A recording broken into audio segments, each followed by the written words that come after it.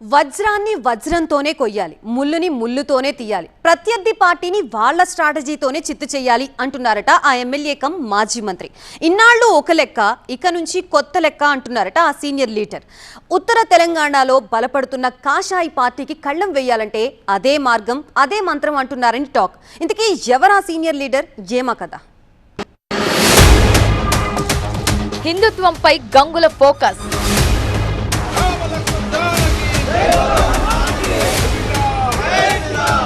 కాషాయ పార్టీనే ఆయన టార్గెట్. అదే బీజేపీకి చెక్ పెట్టే మంత్రమా?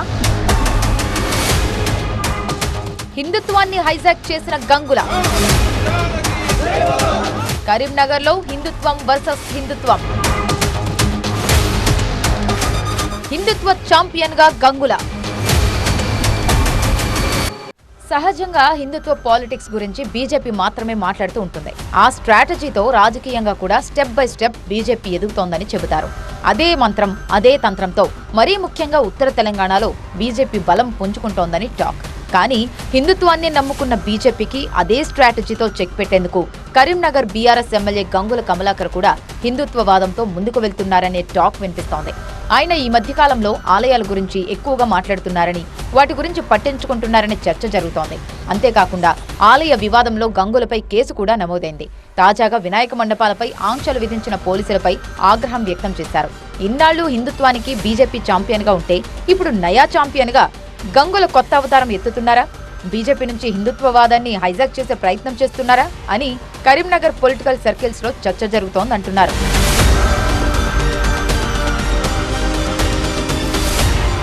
గత 3 అసెంబ్లీ ఎన్నికల్లోనూ హిందుత్వ నినాదం కారణంగానే బీజేపీకి కరీంనగర్లో అధిక సంఖ్యలో ఓట్లు వచ్చాయనే వాదన ఉంది.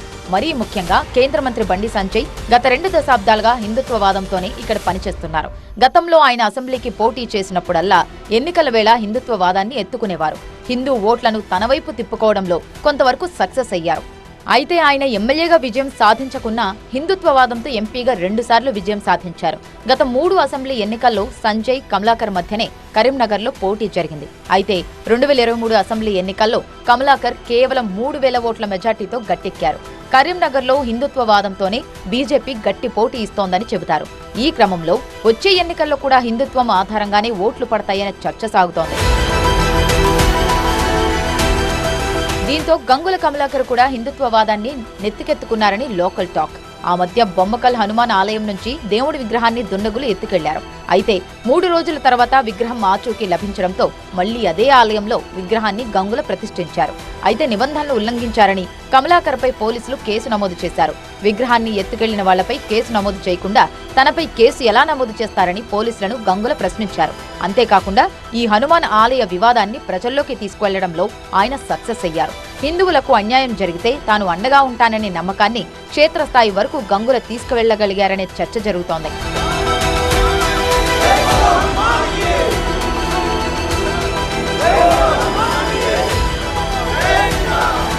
ఆ తర్వాత రామ్నగర్ వినాయక మండపం ఏర్పాటులో కూడా కమలాకర్ జోక్యం చేసుకున్నారు. ప్రధాన రహదారిపై కొంతమంది బీఆర్ఎస్ మద్దతుదారులు మండపాన్ని ఏర్పాటు చేయడానికి ప్లాన్ చేశారు. అయితే గత కొన్నేళ్లుగా అక్కడ కొంతమంది మట్టితో రూపొందించిన భారీ గణపతి విగ్రహాన్ని ఏర్పాటు చేస్తున్నారు. దీంతో అక్కడే మరో విగ్రహం పెట్టొద్దని పోలీసులు ఆంక్షలు విధించారు. దీంతో గంగుల కమలాకర్ స్వయంగా అక్కడకు వెళ్లి పోలీసులతో వాగ్వాదానికి దిగారు. వినాయక మండపాల ఏర్పాట్లపై ఆంక్షలు పెట్టడమేంటని మండిపడ్డారు. వినాయక మండప అంశంపై బీజేపీ సమాధానం చెప్పాలని డిమాండ్ చేశారు. ఎప్పుడు ఇలాంటి ఇష్యూల జోలికెళ్లని గంగుల ఇప్పుడు తన రాజకీయ రూట్ మార్చారంటున్నారు. ఆలయాలు, హిందుత్వానికి సంబంధించిన అంశాలు తెరపైకి వస్తే వాటి పరిష్కారం కోసం ఆయన ముందుకు దూకుతున్నారు.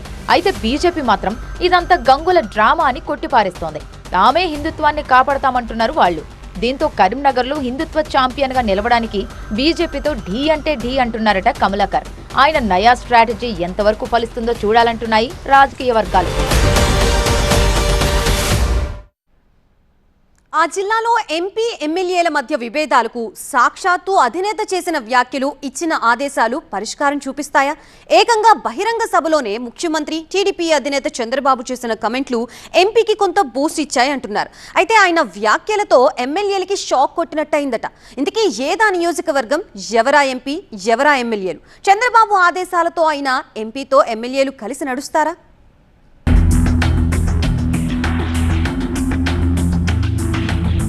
నందికొట్కూరు మాజీ ఎమ్మెల్యే బైరెడ్డి రాజశేఖర్ రెడ్డి, ఆయన కూతురు శబరి గత ఎన్నికలకు ముందు బీజేపీలో కీలకంగా ఉండేవారు.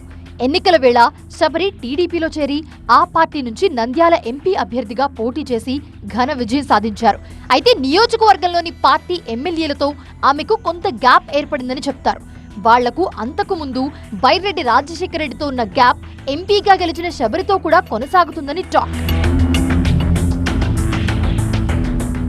ఏ ఒక్క అసెంబ్లీ నియోజకవర్గంలోని టీడీపీ ఎమ్మెల్యే నుంచి ఎంపీ శబరికి సహకారం అందడం లేదట. పాణ్యం, నందికొట్కూరు ఎమ్మెల్యేలు గౌరు చరిత, జయసూర్య, నంద్యాల పార్లమెంట్ మాజీ ఇన్ఛార్జ్ మాండ్ర శివానందరెడ్డి, నందికొట్కూరు సమన్వయకర్త గౌరు వెంకటరెడ్డి ఎంపీ శబరికి బద్ద శత్రువులని లోకల్ పొలిటికల్ సర్కిల్స్ చెప్తున్నాయి. ఇలాంటి పరిస్థితుల్లో గౌరు చరితకు నంద్యాల జిల్లా టీడీపీ అధ్యక్షురాలిగా అదనపు బాధ్యతలివ్వడం శబరికి కొంత ఇబ్బందికరంగా మారిందంటున్నారు.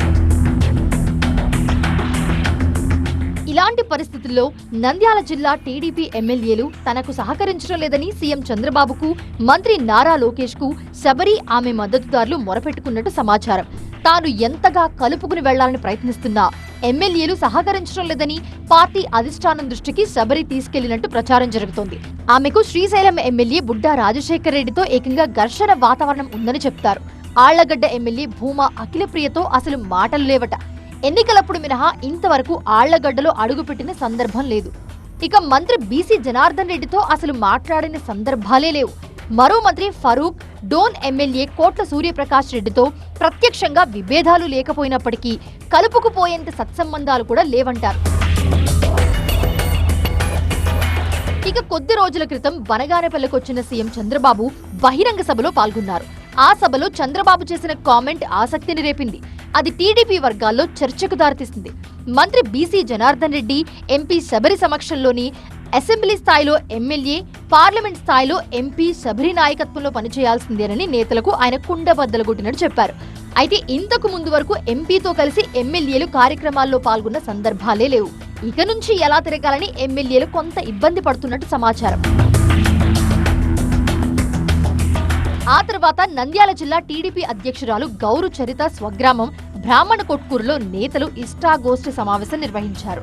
ఈ సమావేశానికి గౌరు దంపతులతో పాటు మంత్రి బీసీ జనార్దన్ రెడ్డి, ఎమ్మెల్యేలు బుడ్డా రాజశేఖర్ రెడ్డి, జయసూర్య, పార్లమెంట్ మాజీ ఇన్ఛార్జ్ మాండ్ర శివానందరెడ్డి హాజరయ్యారు. గౌరు ఇంటికి ఎంపీ శబరి ఎలాగో వెళ్లరు. ఆమెకు కనీస ఆహ్వానం కూడా అందలేదని ఎంపీ అనుచరులు చెప్పుకుంటున్నారు. అయితే ఈ కలయికకు టీడీపీలో చాలా ప్రాధాన్యత ఉందని చర్చ జరుగుతోంది. నంద్యాల పార్లమెంటు పరిధిలో ఎంపీ శబరితో కలిసి కార్యక్రమాల్లో ఎమ్మెల్యేలు పాల్గొనాలని చంద్రబాబు ఆదేశాలిచ్చారు. ఈ నేపథ్యంలో శబరికి లైన్ క్లియర్ అయిందని అంతా భావించారు. ఈ నేపథ్యంలో బ్రాహ్మణ కొట్కూరు మీటింగ్ టీడీపీలో ఆసక్తిని రేపింది. అయితే సీఎం బనగానపల్లి వచ్చి వెళ్లిన తర్వాత ఇంతవరకు ఎమ్మెల్యేలతో కలిసి ఎంపీ ఏ కార్యక్రమంలో పాల్గొన్న సందర్భం లేదు. ఇక ఎమ్మెల్యేలు తమ తమ నియోజకవర్గాల్లో జరిగే అధికారిక కార్యక్రమాలకు ఎంపీ శబరిని ఆహ్వానిస్తారా? ఒకవేళ ఆమె వస్తే వేదికను పంచుకుంటారా? చంద్రబాబు ఆదేశాలు అమలవుతాయా అనే విషయం ఇప్పుడు నంద్యాల జిల్లాలోనే కాదు, రాయలసీమలోనే ఉత్కంఠ రేపుతుంది. మరి రాబోయే రోజుల్లో నంద్యాల జిల్లా టీడీపీ ఎమ్మెల్యేలు పాత గొడవలు పక్కన పెట్టి ఎంపీ శబరితో కలిసి అడుగులు వేస్తారో లేదో చూడాలి.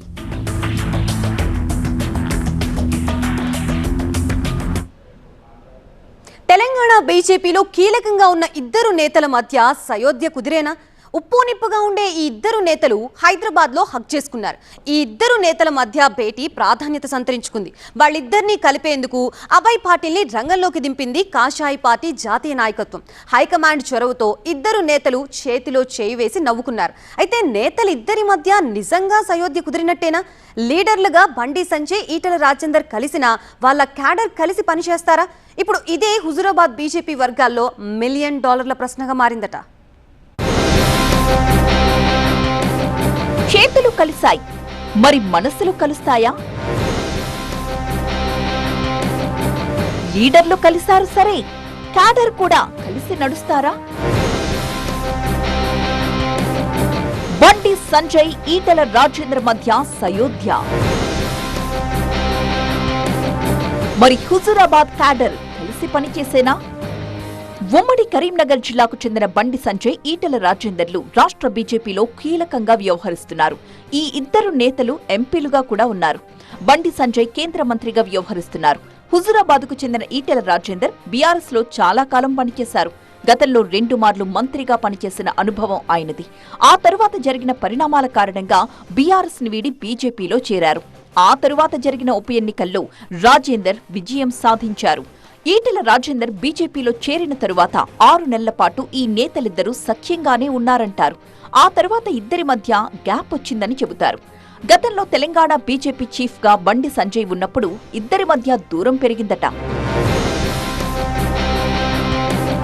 ఇక తనను బీజేపీ చీఫ్ పదవి నుంచి తొలగించడంలో ఈటెలనే కీలక పాత్ర పోషించారు అని సంజయ్ భావించినట్టు సమాచారం.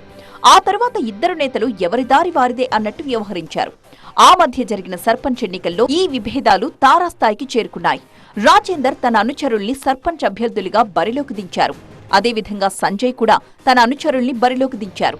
సర్పంచ్ అభ్యర్థుల్ని ఇద్దరు వేరువేరుగా బరిలో దింపడంతో విభేదాలు మరింతగా ముదిరిపోయాయట. ఇక సర్పంచ్ ఎన్నికల ఫలితాల తరువాత సోషల్ మీడియాలో 2 వర్గాలు ఫైటింగ్ కి దిగాయంటారు.